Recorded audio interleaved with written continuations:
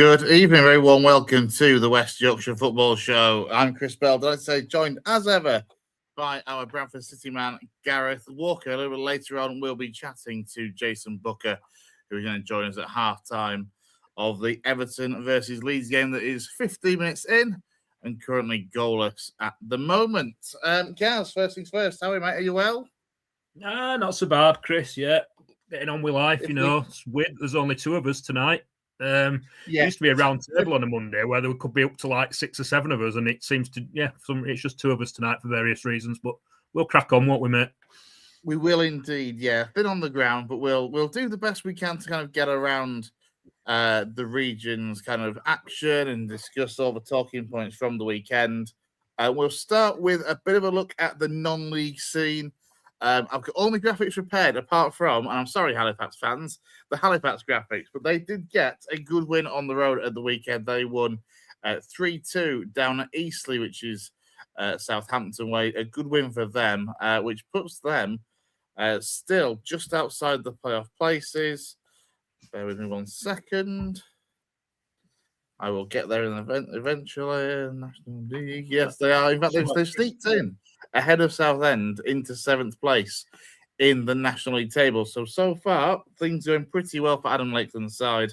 We've had a little bit of a stop-start season, I think it's fair to say. We'll turn our attention then further down the pyramid. So, in the Northern Premier League, Guiseley, they got a 1-1 draw at home against Stockton Town at the weekend. Of course, it was Stockton that they played in the playoff semi-finals of last season's playoffs, only for Stockton to then be playing an ineligible player, and for them to then get kind of kicked out and guys are reinstated, only for guys to then lose in the final to Worksop. But yes, a 1-1 draw for them, and Ian Richards' side is currently sitting nicely in mid-table at the moment. As for the MPL East, a very busy league, of course, lots of sides from our region in the Northern Premier League East. Brighouse Town, they got a 1-1 draw on the road at Bishop Auckland. Bradford Park Avenue, they had to settle for a point against Bridlington Town at home in their game. Emily got a 3-1 win on the road up in County Durham at Concert. Garforth beat one of the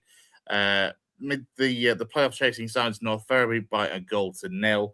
Pontefract Collieries, they also won on the road with a 1-0 win away at Heaton Stennington up in the northeast. Ossett were beaten by another northeastern side, 2-1 to Newton Aycliffe. And then Silsden, they got a massive win over Ashington, not just in scoreline, but in importance as well. A 4-1 win for Matt Kavanagh's side on that one.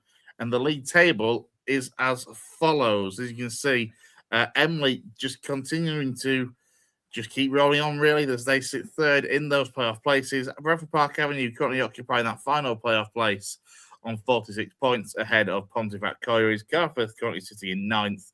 Ossett in 14th. Silsden, as I say, a big win for them over Ashington. 2 sides that were kind of scrapping it out above the bottom 4 in the relegation places, and a big win for Silsden that moves them 4 points clear of that bottom 4. And Brighouse Town currently sitting in 17th. I know that Brighouse next have to make the journey to Emley. In the Northern Counties East League, busy weekend across our region, as always. As you can see, Albion Sports, they got a 4-2 win in a West Yorkshire derby over Tadcaster Albion. Eccleshill United were beaten by a 0-0 against Beverley Town, a last-minute winner for the visitors in that one. Campion won on the road with a good win for them away at Frickley Athletic. Horbury were beaten 2-1 at home by Pickering Town. Galk were beaten on the road at Knaresborough Town by 4-1. And in the game just at the bottom there, Thackley. Basically, Thackley met Liversidge, who is primarily the Thackley squad of last season, managed by the last season's Thackley manager, Danny Forrest, of course. And Liversidge, top of the table as well, as they remain to be, despite that good win for Thackley on Saturday. As for the table, whilst I've not got the graphic up for that one, Liversidge, as I say, currently topper of the league ahead of Beverley Town. Then Sheffield, Handsworth and Barton Town make up the playoff places. Tadcaster Albion sixth in the league. Campion, of course, based in Manningham in Bradford, sits 7th. Thackley are up to 10th. Eccleshill down in 15th. Albion Sports 16th. Aubrey 17th, Golka 18th, all 4 of those occupying the final 4 places above the bottom 2 that's currently occupied by Rossington Main and Wombwell Town. Into Division 1 of the Northern Counties East League, as you can see, Leeds UFCA, they got a 2-2 draw away at Brigg Town. Glasshouse and Welfare were beaten on the road at Louth by 4-1. Ilkley had a 0-0 draw with Wakefield side Nostell Miners Welfare as well. So in the NCL Division 1, Durham District lead the way. Wakefield currently sitting second. Leeds UFCA just outside those playoff places. Worsborough, Harrogate Railway and Brigg, the other 3 sides along with Wakefield that make up those playoff places. Route 1 Rovers currently sitting 11th. South Leeds currently 16th, Ilkley Town in 17th, and unfortunately the bottom 2 in that division, Glasshouse and Welfare with just 9 points from 29 games, and above them Nostell Miners Welfare 23 points from 29 games. They are 3 points from safety. Atherley Recreation on 26 of the side that they are aiming to chase down. I think, Gaz, that's everything from the non-league scene across our region from the weekend. I'm fully conscious that we just didn't end up getting through the non-league stuff last week, with obviously a lot of talk on Huddersfield Town and the management situation, a lot of talk on Bradford, obviously looking at recent results and building up for the weekend. Let's turn our attention then to the game at the weekend. Where do you want to start? I mean, let's look at this from a Bradford City perspective, and it just was not a good day to be a Bantam, certainly performance-wise on the pitch. No, I didn't go to the game. As I said last week, I don't have enough points these days to get in to the top tier of away tickets. So I watched it on TV at home. I know Downsy went. We spoke after the game. He's been quite gracious, actually, which I think I was in the reserve game, reverse game earlier in the season. You know, what goes around comes around. So I didn't dish it out. I had a feeling that it'd come back and bite as if we did, and it certainly did on Saturday. And to those that have been dishing it out for the last few months, it's Huddersfield's turn to dish it out now. I thought that from what I saw on the telly and from what people said who were there, it's probably City's worst performance of the season, Chris. They were just really, really bad from start to finish. They weren't in the game at all until the sending off, and even when the sending off happened, they didn't do anywhere near enough to come back into the game. So it was just a really, really disappointing day from a Bradford City point of view. Obviously, I know Downs is buzzing. I think Town saw what they needed to see from what you know they'd had so far this season, and how depressed and down they'd been. They were desperate to see a bounce with the new manager, and they got that in abundance, and they'll be looking to hoping that carries on for the rest of the season, because they can't obviously carry on how they were before, and we need to bounce back, because that's 2 defeats on the bounce for us now. I think it's the first time we've lost back-to-back league games since March, so we need to try and turn it around quickly. Yeah, I mean, touching on it from a Huddersfield perspective for a moment, I suppose, as we kind of said last week, it was one of those going to it where, obviously, from Liam Manning's perspective, he was kind of going to be helped by the fact that the atmosphere, no matter what, was going to be there from Huddersfield fans. It was going to be a boisterous atmosphere, regardless of who was in the dugout, really, you would expect. And he obviously was able to make the most of that. I mean, look, I've seen some Town fans, to be fair. I mean, I know Downsy said that they played well, but I've seen some other Town fans say that, you know what, actually, they weren't. They were obviously better than Bradford on the day, but actually, overall, it wasn't necessarily what you class as a top-class Town performance either. It was just one of those where the atmosphere, the cacophony of noise, everything came together for Town on that day, including, obviously, that new man in the helm for that kind of that bounce for Liam Manning.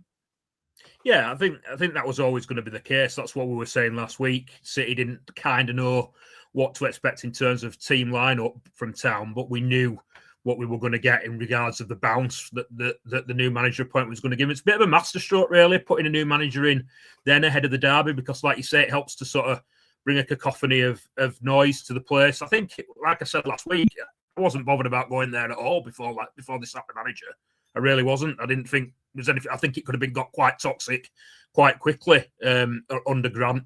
But obviously, it gave the whole place a lift. I've seen Town fans saying that obviously they've not had an atmosphere like that for a long time, and that shows you how bad they've been not just this season, but for the last couple of years, obviously.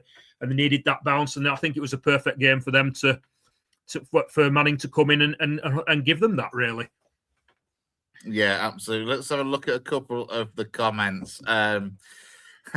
Unsurprisingly, gals, Ben is at it left, right, and centre in the comments as always. You're lucky, Ben. Gaz is here tonight. Yes.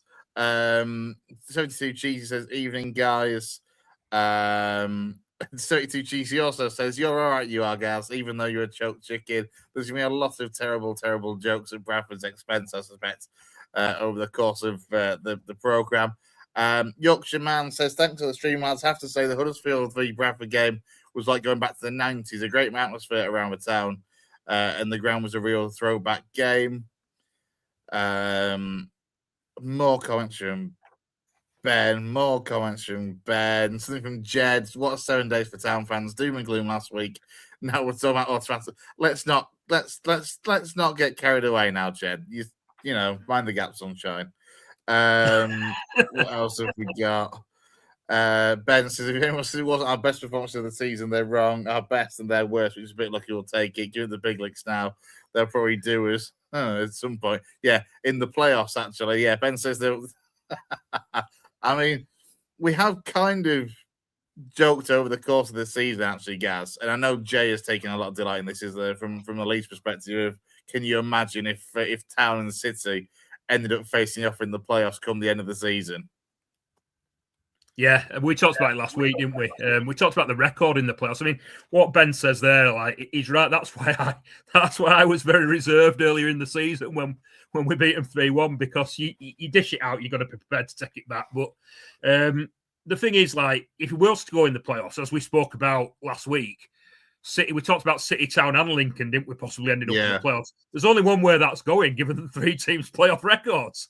Huddersfield have a really good record in the playoffs compared to both City and Lincoln. I think City are a bit middling, Lincoln's is awful, and Towns is really good. So if it was to end up in the playoffs, I'd be dreading it almost as much as I was dreading the new manager bounce. Well, more than I was dreading the new manager bounce on Saturday. I reckon you could put Lincoln, Bradford, and Huddersfield in the playoffs, and Bolton will stand up being the winners. Oh, maybe. I don't know. I think from what Downsy said and from what I know, Huddersfield record is really good. I don't know what Bolton's is like, but yeah, we've got me and you have got no chance if we all end up in the playoffs, mate. Yeah, Christ no. James, a Town fan, says Town were finally up for a game. Some key changes work, but it's good to have the derby back. Jed, McGain, that's a reference to Marcus McGuane, of course, who was instrumental for both the good and the bad, I guess, for Huddersfield on the weekend, putting a great performance, but obviously then ended up getting himself sent off. And usually you look at a derby game with Huddersfield dropping down to 10 men as being a potential turning point for Bradford, as Leeds have just taken the lead, by the way, away at Everton. A red card for Town, you would kind of think could and probably should have been a bit of a turning point for City. But from all accounts, even when Town went down to 10 men, it just didn't come together for Graham Alexander's side. No, I said that in my match review, Chris. We looked really, really toothless and blunt and out of ideas going forward, particularly in the final third. I think it's been coming for a while. There's been City fans. We spoke before it went live. I want to talk about the transfer window because it's a big talking point regarding City at the moment, and I'm sure we'll come on to that shortly, Chris. But particularly in forward areas, City just look, like I said, clueless and a little bit out of ideas at the moment. It wasn't just the Huddersfield game. It's been coming in a few games, really. Players not playing how they were earlier in the season. And yeah, I think it's just, like you said, they're sending off. You'd expect it to change the game. And it did in respect of possession and territory, but in terms of chances, we didn't create anything. I mean, Lee Nichols in goal for Towns not really had to break a sweat. He's had a couple of a shot and a header straight at him and not much else really, which is really, really disappointing. You've got, I think the midfield is a little bit of a problem. I think Max Power's a problem for City at the moment because he's been really good, but he's playing like a man who knows that he's one booking away from a suspension at the moment, and I think that takes a lot out of his game. He's been in that situation for 3 or 4 weeks now. And yeah, you can tell there's something missing from his game, and I don't think that helps us going forward. There's a lot of responsibility for Metcalfe to do, and yeah, just not enough going forward. Obviously, is he a striker? Is he a winger? Graham Alexander's adamant he's a striker. He doesn't really look like a striker to me at the moment. And then Sarcevic and Swan were both out injured on Saturday. We didn't know they were going to be injured before the game. They obviously didn't make the team, and I'm not sure exactly what's going on with them because they haven't been asked. I didn't hear Jamie Rayner ask after the match. Maybe we'll find out on Wednesday at the press conference how long they'll be out for. But we are short of ideas and probably short of personnel up front. Just going to go to a couple of comments. Yorkshire says Bradford seemed to sit back after Huddersfield scored. And then we'll come on to it now then, Gaz, the transfer window, because James, obviously looking at it from a town perspective, said, why has City let players like Cook go, Gaz?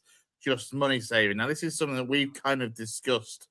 Obviously, when Cook left, and I know we looked at it from different angles. I mean, first things first, I guess, the simple question, did you look at Saturday's game as a game where Andy Cook actually might have been useful?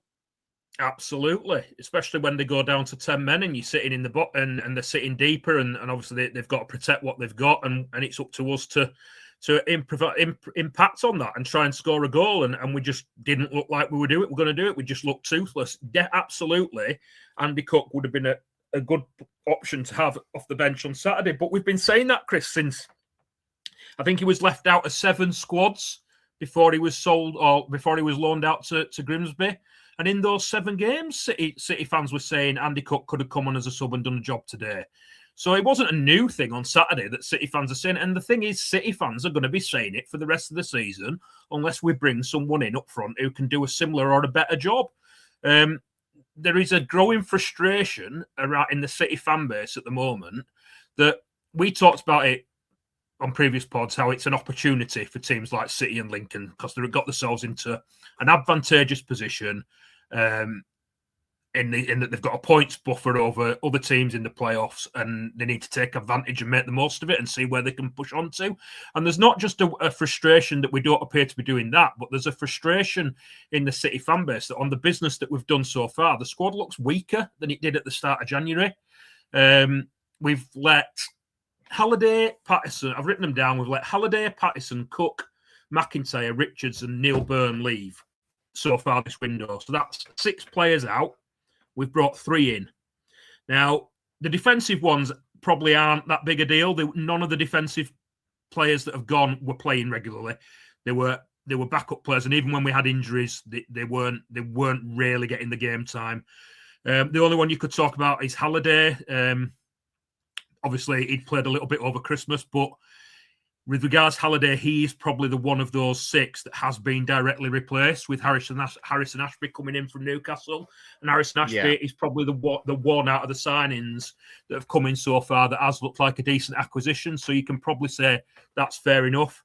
But we've brought the other 2 players that we've brought in, Lewis Sibley from Oxford, which I was quite excited about, and we brought in Joel White from Newcastle. Now, those 2 players are playing City kind of play a 3-4-3, but the 2 wide attackers sit a little bit deeper behind the striker. And Sibley and White, who've come in, have been playing as those 2 sort of slightly deeper attackers behind Humphreys. And really, we've not, to me, it's the out-and-out striker, i.e. we've let Andy Cook go, and the attacking midfielder, the one who runs from deep, the box-to-box, Patterson, who we've let go, and we've not replaced either of them. I know that neither of them were playing regularly, but both of them were good options to have in a squad. They were both goal scorers, they were both game changers, and they were both people that could have come in and made a difference when we've hit a bit of a sticky run like we always thought that we might do. And the fact that we've not replaced either of them, particularly Andy Cook and his goals, when none of our strikers look really like scoring regularly, is a major, major worry. Graham Alexander came out after the match on Saturday and basically talked about budgets. And yeah, he's got a point regarding budgets. We can't compete with a lot of the budgets at the top end of League One. Obviously, there's a massive disparity in what such as Town can do budget-wise compared to what we can do. But that raises the question, why have you let these players go if you're not going to be able to financially bring in at least equal, or if not better, players to replace them. Yeah, I think it's excuse me. I think it right now is looking like a fairly fair point because I mean I know at the time when Cook left, I was one of the ones that was like, I can see the logic in this. You know, he's one of the club's higher earners. He hadn't been playing games. He hadn't necessarily what I would class as proved his fitness in since kind of coming back to injury. If you can get rid of him, get the majority of his wages covered, you can look to kind of reinvest. And obviously, we've been talking about like Ethan Wheatley, for example, who was at Northampton Town. Excuse me. Who was at Northampton Town earlier this season on loan from Manchester United. He was recalled by Manchester United. All the rumour mill for the last, fortnight almost now, if not there or thereabouts. At least, mate. Yeah, at least. Just saying Ethan Wheatley's going to come to Bradford City on loan. And that still hasn't happened. And whilst I'm not necessarily saying Ethan Wheatley is the answer, he's a bloody option. And that seems to be the problem for City at the moment, is the lack of options. And, you know, there was talk of, albeit optimistic rumours, I think, of talk of actually spending some cash and trying to bring in a striker, you know, the likes of was Aaron Driner being talked about, Alassane Yatta at Notts County was talked about as obviously a 6'4" striker who's scoring goals in the league below. And so far, it obviously hasn't happened. And kind of couple that with Graham Alexander's comments after the game on the weekend, do we feel like that's kind of him, I don't know, trying to temper the kind of the rumour mill on the transfers front? Is he kind of playing down the fact that players aren't going to come in that fans might expect? Or, I mean, where do you kind of look at it? Because it seems that, as one or two of the comments are saying, you know, Bradford's small squad at this rate might be what cost them. Ben saying the fact you've had your best chance of championship footy in a decade must play into it. If you don't go this season, it could take a fair while. Need to capitalise on the opportunity. It's all fair points, but as City fans kind of wondering, well, actually, maybe that budget that, you know, that money that we thought we'd be freeing up by Cook going and the other 5 going, maybe that hasn't freed up what we were hoping for.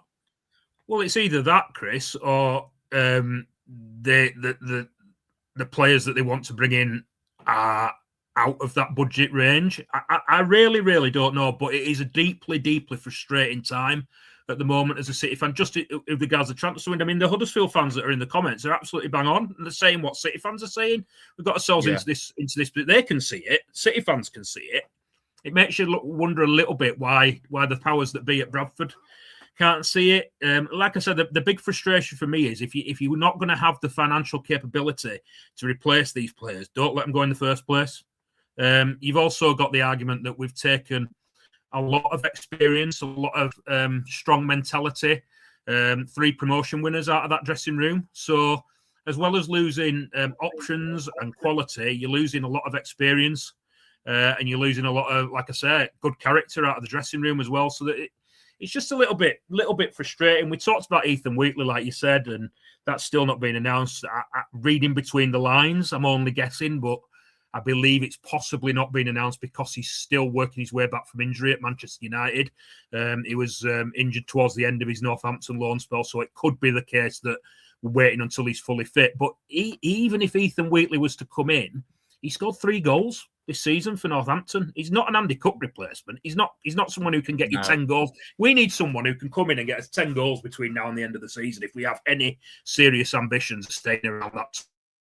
Well, even in the playoffs, really. I think it's so tight. I mean, obviously, you talk about top 2, but even in the playoffs, you can just feel it slipping away. That there is some rumours which I don't necessarily subscribe to. Some City fans are winding up the conspiracy theories that now the powers that be have seen, they only ever expected us to finish mid-table, and now we are safe, or they figure us to be safe, that they're withdrawing the funding that Rook put in at the start of the season. That is a massive jump from not replacing players that have gone. I don't know why some people are suggesting that. But those sort of stories and those theories are only going to grow if we don't do some serious business between now and the end of the window. We've just let too much quality go. We're too short of ideas in forward areas, and we need to do something about it if we have any ambition to stay in that top 6 picture. I think we need to bring in a couple of forwards. I think now we probably need to bring in a defender, judging by who's gone. And ideally, with Patterson not having been replaced, we probably need to bring in a midfielder as well. So ideally, you're looking at 4 decent signings in the next week, and judging by what Graham Alexander said afterwards and what's happened so far, I don't feel confident that that's going to happen. Yeah, let's look at the table. As you say, things are certainly very tight at the moment. However, the problem for Bradford is that the results in the last couple of weeks have meant that they've been caught by others at least, and having sat top 2 for like the season or top 3 for all season, it's now down to 4th because of Bradford, because of Bolton, and their win over Leyton Orient at the weekend. Yeah, I mean, there is obviously the caveat to this, and I've banged the drum on the podcast before that obviously we are punching above expectation this season. Nobody expected us to be where we are. You've got to remember where we were 20 months ago. But you can't just throw away an opportunity. Do you know what I mean, Chris? It feels like that's what we're doing at the moment. And another caveat is it is the first time that we've lost back-to-back games since March. It's not something that we do very often. Hopefully we can put a stop to that fairly quickly, but it's going to cause concern. Well, we're going to come on to that next, aren't we, mate? Yeah, I mean, you end the month on the 31st next Saturday with the Yorkshire Derby at home to Bradford City.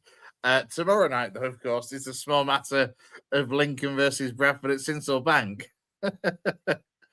Massive game, innit, Chris, for both our teams.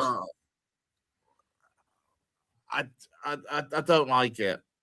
Well, we were going to go, weren't we? Me and you actually talked about going, but again, I missed out on a ticket due to slipping down the priority, and you're obviously commentating on Rochdale tomorrow, so neither of us are going to be there. Yeah. I will watch it on Sky. I think you're going to try and multitask while at work, aren't you? Yeah, whichever bright idea the National League decide to reschedule Rochdale versus Southend for tomorrow night can absolutely go swivel. But I am going to try and keep an eye on it by watching that on my phone whilst co-commentating on Rochdale Southend at the same time. It's just, I just don't like it. Like, there's just no. What a horror! Like, it's massive. Like, it's absolutely huge. Like, I'm just going to quickly try and find the fixtures for tomorrow night, full stop, actually, because I know that obviously, to be fair to for Town, because there's a full fixture list in League One tomorrow night. Yeah, if I just bring that league table back up, you've got obviously Bradford travelling to Lincoln. You've got Huddersfield hosting Luton, who themselves are 3 points between them in 6th and 7th. Let's have a look. You've got Bolton at home to Burton. Burton, to be fair, their form of late hasn't been too bad, and hopefully they'll upset Bolton for both of our sakes, regardless of what happens tomorrow night. Stockport are away at Blackpool. Who else is in this mix? Stevenage and Peterborough. I mean, Peterborough have come from nowhere, and they are away at Stevenage. So tomorrow night, fixtures-wise, there are so many sides that they've got massive games at the top end of the table. But as you say, none more so, I don't think, than for you and me, mate, with Lincoln versus Bradford. Yeah, I mean, from a City point of view, I pointed out a couple of weeks ago that we had this run of fixtures coming. We obviously had Cardiff, then we've got Huddersfield, now we've got Lincoln. Even after that, we've got Donny and Luton are our next two. Peterborough's the one after that. So we are in that run of sticky games at the moment where we could have always lost these games regardless of what situation the squad was in. Let's be honest, these are teams that are up there anyway in their own right. So there's no guarantee that if we'd have been playing at our maximum, that we'd have been playing how we were earlier in the season, we'd have had these options up front that we would have won these games. There's no logic to say that, but it would have certainly helped. I'm not looking forward to going to Lincoln tomorrow. I think if we play like we did on Saturday, we'll get a bit of a hiding. Lincoln, I believe, you won 8 out of your last 9 at home and drawn the other one. So yeah, it's a tough place to go. I watched a little bit of Lincoln against Burton the other night. I thought that Burton were actually quite good, like you say, but Lincoln were the better side and deserved to win the game. But Burton showed what they're all about, and like they have done against City and Town earlier in the season. It's one of those divisions that, like I said, the way I always knew that this period of games was going to be tough regardless. But we need to be doing all we can to put an end to the bad run as soon as we can, because, like I say, after the fixtures don't get much easier, and the bad run could easily stretch on for a while. And if it does, given how tight the division is, we could easily drop down to mid-table or worse. I mean, I remember 2007 at City. The club thought they were safe. They sold Windass and Jermaine Johnson in January and then got relegated. I'm not saying that's going to happen again, but it's the kind of thing that you worry about when you see you letting players go and you're not bringing the quality to replace them. But yeah, tomorrow night, absolutely massive. You are 17 points clear of the bottom four, so fingers crossed. Fingers crossed you don't get dragged into a relegation battle at this stage. I'm just going to say, I mean, it's just a bit of a, as I say, I mean, from a Lincoln perspective, the fact that hypothetically, best case scenario were that Burton was somehow able to do over Bolton at the, whatever it's called now, the Tough Sheet Community Stadium. Yeah, the Tough Sheet, I think, yeah. If Lincoln were to be able to pick up the win and be 9 points clear of third, it would be absolute dreamland, to be fair, for Lincoln and Lincoln fans, because this is the thing, as we said weeks ago, both Lincoln and Bradford at the time, and 2 points certainly now still for Lincoln, are in positions that we didn't expect to be in at the start of the season, but we need to try and capitalise on now. And to be fair, we haven't done a great, we've wrote 1 or 2 in the transfer market. We've also let, most of our business has been, I think we've let 2 or 3 loanees go back to the parent clubs that weren't really getting minutes. The one that was getting minutes was Justin Abitquo. He was recalled by Coventry and then sold to Queen's Park Rangers. So then we've brought in Alfie Lloyd, who was on loan at Leyton Orient. They recalled him, I think, because of the Abitquo deal, and have then loaned Alfie Lloyd to us. So we haven't done a great deal in terms of actual transfer business. We just extended contracts left, right, and centre. I think 4 or 5 contracts have been extended in like key players, and then today we've announced that Adam Reaches had his contract extended for an extra year because he's turned out to be a surprisingly good free transfer, to be fair. But yeah, 9 points clear and a point behind Cardiff would be massive. What do you make of the lad you've signed from Bromley, Chris? Where's he going to fit in? Oh, I am delighted. Yes, of course. I'm glad you mentioned that. Actually, Deji Elaroué. I am delighted about that one. I think he's a really good signing because he's a good age. I saw him a couple of times. First season when Rochdale were in the National League, they played against Bromley home and away, obviously. And he played in both games, and he was commanding, he was strong, he was good on the ball. And at this point, he'd only have been 19, 20. I think he might even have been on loan from Charlton at that point before he joined Bromley permanently. And he was excellent. So I think that's a really shrewd bit of business to kind of look at somebody that's at a side that's top of League Two, that's only 22 years of age, so much potential. I think it's a brilliant signing. I'll be honest, I'm not entirely sure where he'll slot in from the off. That was going to be my next question, where he'll fit in. Yeah. It's a tricky one because we've been fairly consistent, actually, with Sonny Bradley. Sonny Bradley, yeah. Who's been excellent on the left-hand side. And then you kind of had, Monsmer, Towler, Hamer, who joined the club originally as a right-back, who's become a right-sided centre-half. And then, so it's been kind of Sonny Bradley and Tom Hamer on the right of the 2 centre-halves, Durico at left-back and Adam Reach at left-back. So it's been pretty settled. It's one of those, he might not necessarily get in straight. What I could see actually happening, to be fair, and there has been 1 or 2 rumours of Lewis Monsmer, who, to be fair, has been a good servant but has struggled no end with injuries. He was signed by Michael Appleton, instrumental in the seasons that we were in around the playoffs and the year we got to the playoff final, but then has suffered with injuries since. And there has been talk that obviously Michael Appleton's at Shrewsbury, that Monsmer might end up leaving the club to go and reunite with Appleton down there. So I think I wouldn't be surprised if somebody, certainly one of the centre halves, did move on to kind of free up that space for Elaroué. But as a standalone sign, I think it's excellent. I'm really excited about that one. He's certainly one that I thought that we might look at. I think I even tweeted it out when I think it initially broke that a League One club had a bid accepted by Bromley. I was kind of hoping it might be us. I mean, we were being linked with Ben Ward from Accrington. I know we've heavily scouted him in the past, and I know we have heavily scouted him. Like I say, I know there has been strong interest there from us before, but there was, I think Wigan had 3 bids rejected for him. And then Accrington was saying they wanted $500,000 for him, and Reading have agreed to pay it. So that kind of brings you back to what Alexander's saying. We haven't got that money to throw around. That's totally understandable. And if they're the fees that people are wanting in January, maybe it is a case that we're clearing the decks a little bit with an eye on the summer and going on a bit of a recruitment drive in the summer. But you don't want to lose that momentum that we've got at the moment. And you don't want to, especially with, like I said, I was talking about before, the top end of the pitch, where we've now lost Sarsvich and Swan. That puts even more pressure on us bringing people in.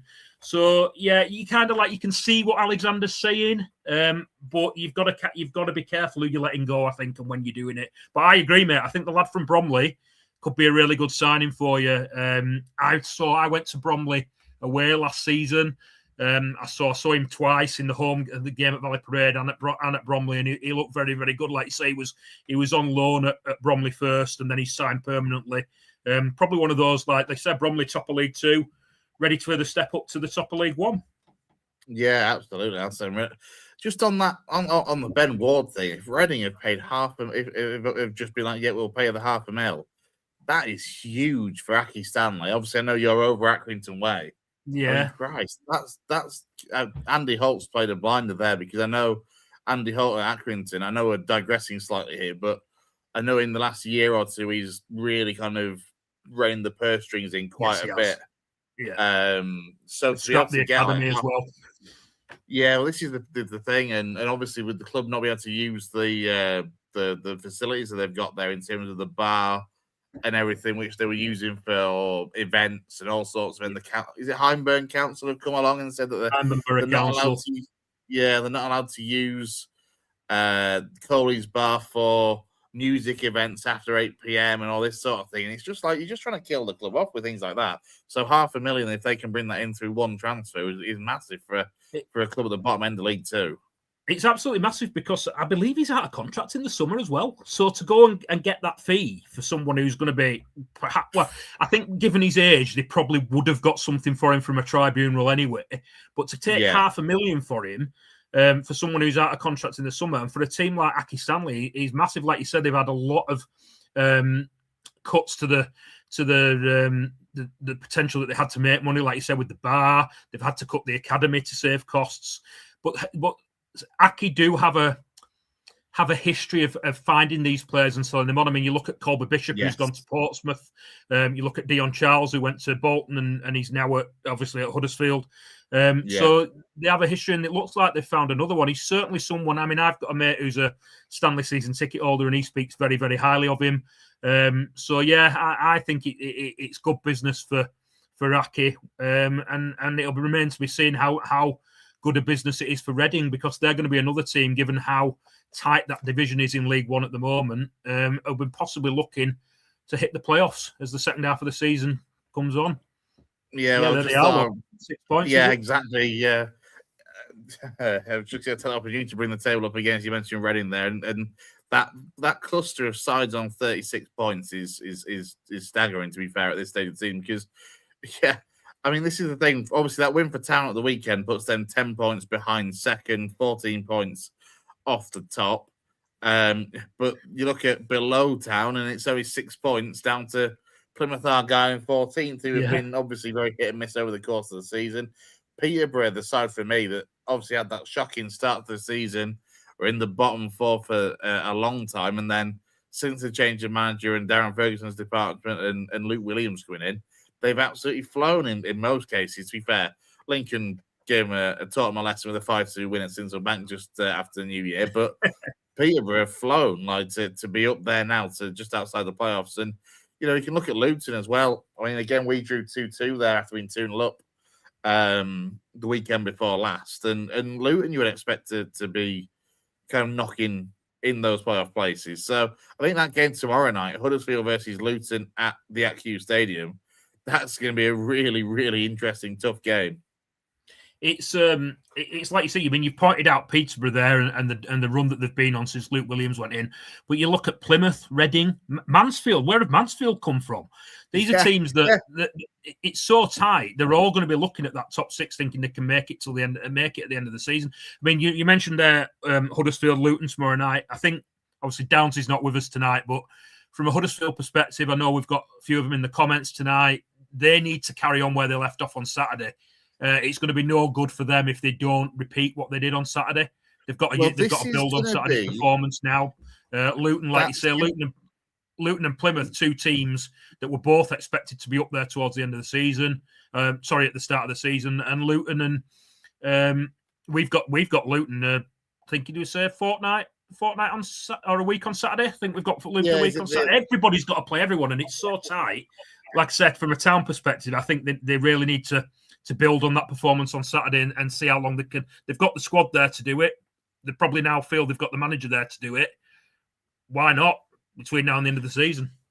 That is going to be the interesting thing, though, isn't it? Is whether or not, is it going to be that kind of old cliche is after the Lord Mayor's show, when the fact that, yes, they're back at home and they're back behind Liam Manning, but the fact that it's not Bradford City that they're up against now, it's Luton Town, and that derby element obviously isn't there, so we'll see how it goes. Absolutely.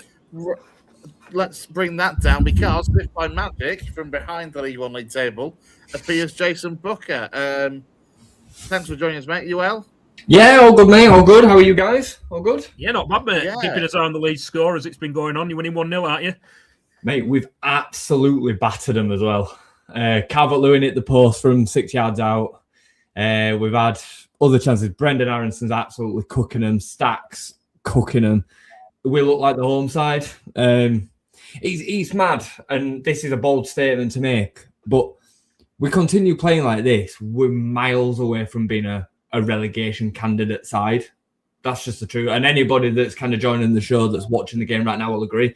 And this performance that we're seeing today isn't a flash in the pan. We've been doing this since the beginning of December.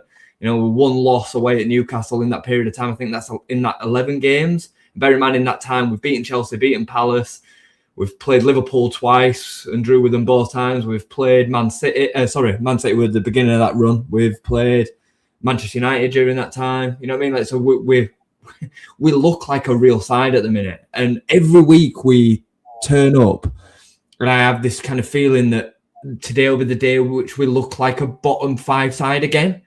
And we just don't. We just continue to really surpass my expectations. We've been brilliant. So what you're saying then is this has got Everton turn around in the second half written all over it, yeah? Well, we said that at half time against Newcastle, didn't we? The difference today has been Everton have barely had a sniff. And the sniffs that they have had have been from our own making, a little bit of loops passing around the edge of his own box, and the press has been pretty high from Everton. To add to it, it's not been Pascal today, it's been a combination of Rodon and Carl Darlow. But we overall we've completely dominated. I mean, the passages of play have been all us. Outside of the first 5 minutes, they had a couple of shots. They didn't have another shot, I don't think it was, until the 42nd minute, something like that. And we dominated everything in between, plus scored. And like I say, we should. Really, on reflection of the first half, 2 or 3-0 it'd have been fair.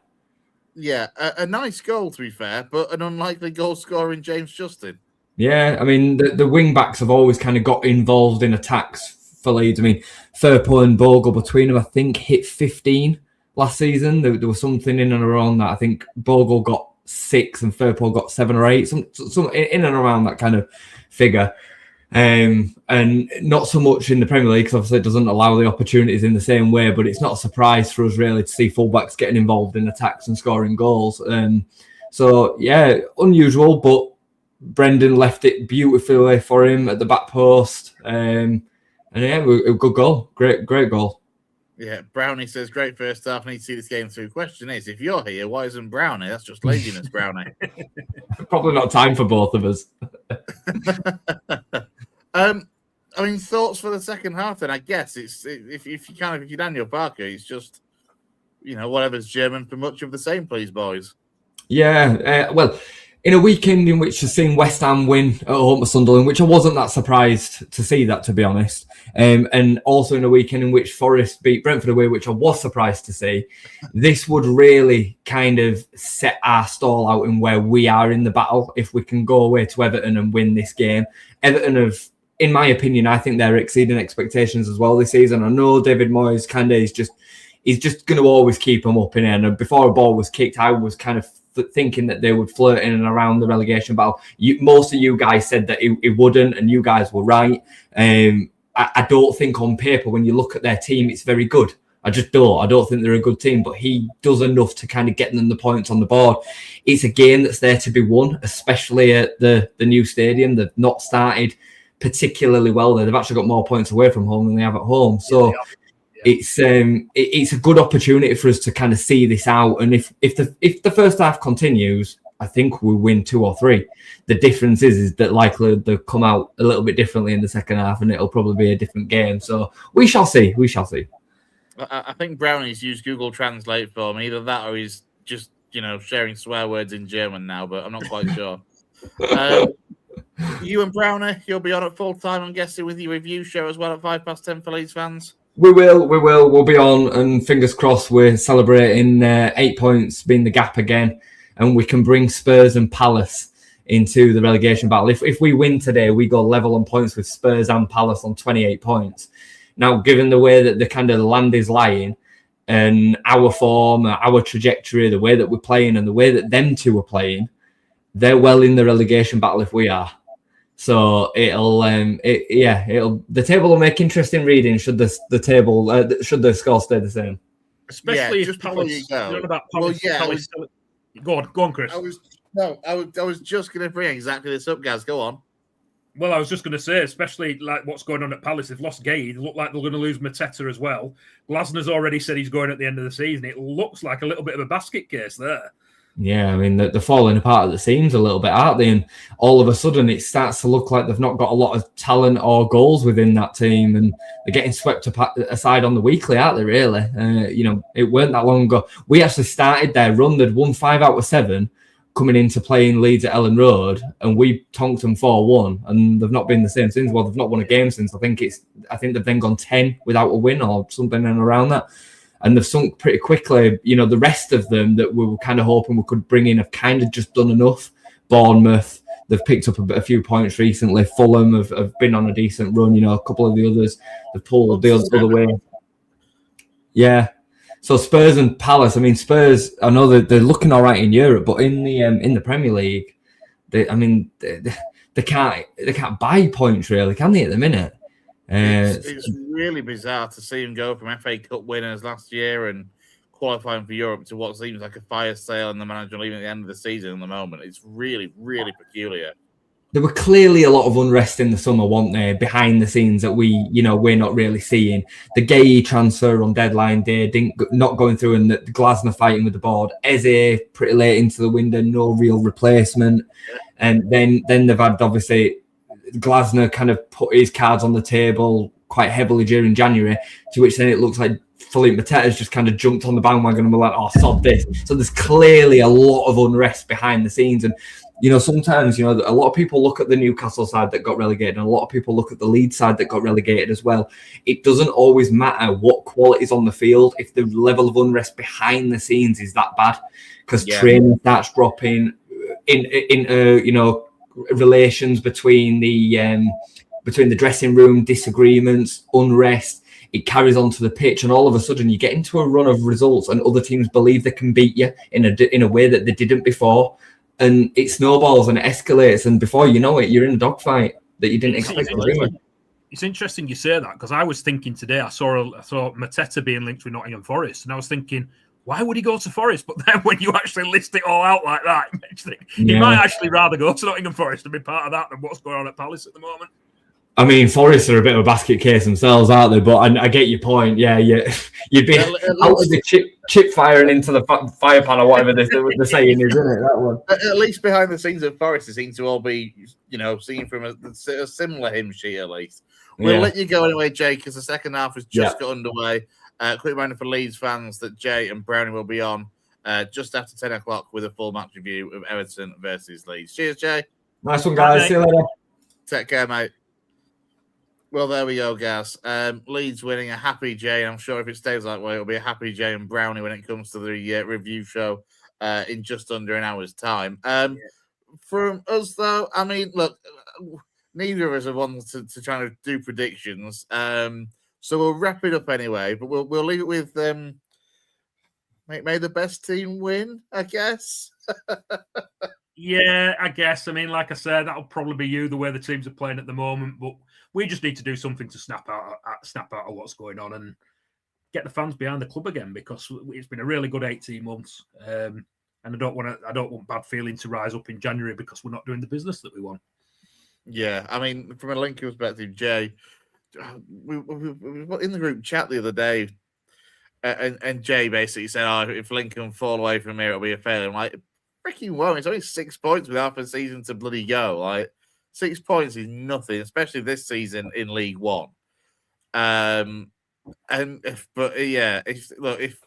If we can get a win over you, and if by some fluke Burton can do me a massive favour and win at Bolton tomorrow, if we go 9 points clear of third, I might allow myself a little tiny bit of dreaming of the championship, possibly. When was the last time Lincoln were in the second tier, Chris? I'm going to Google it.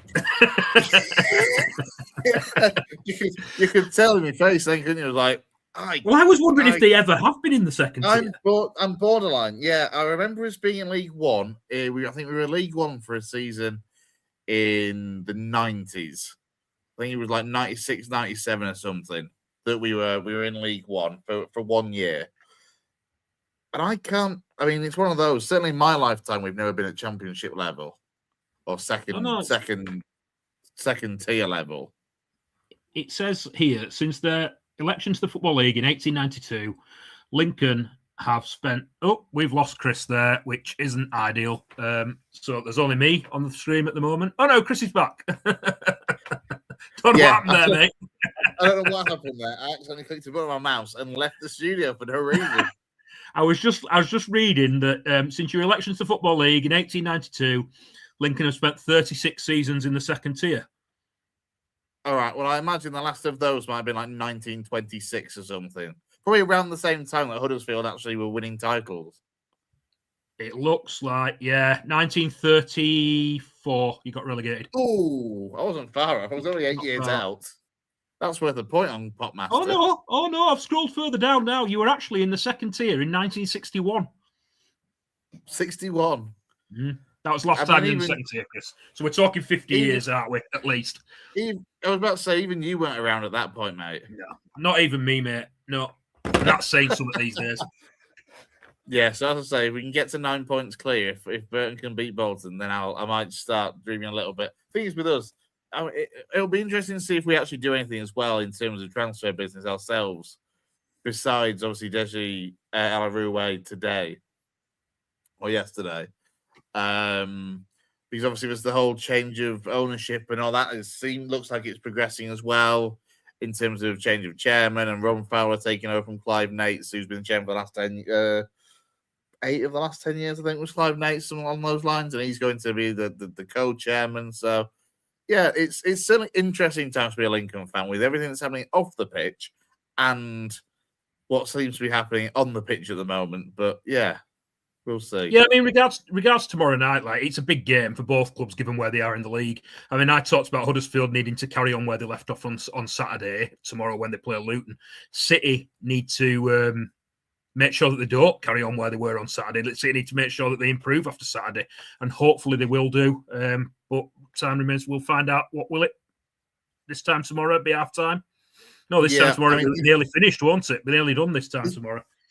This is the one thing that does concern me slightly, actually, for tomorrow night, is that obviously Bradford are coming into this scorned and hurt and wounded off the game at the weekend, especially. So there's got to be, and you would expect there to be some sort of response and reaction from the Bradford side There has to be, really. It's just that I don't think we've got the options up front to change it up and make too many changes. So it's going to be relying on the players, as you say, that played on Saturday to feel a bit of hurt and try and do something about it. Absolutely. We will leave it there then for tonight. Just a short one for me and Gaz this evening. Big thanks to Jay for joining us as well. And a quick reminder for Leeds fans and for Ben, the Huddersfield fan, who inevitably will just want to troll Jay if Leeds throw this away.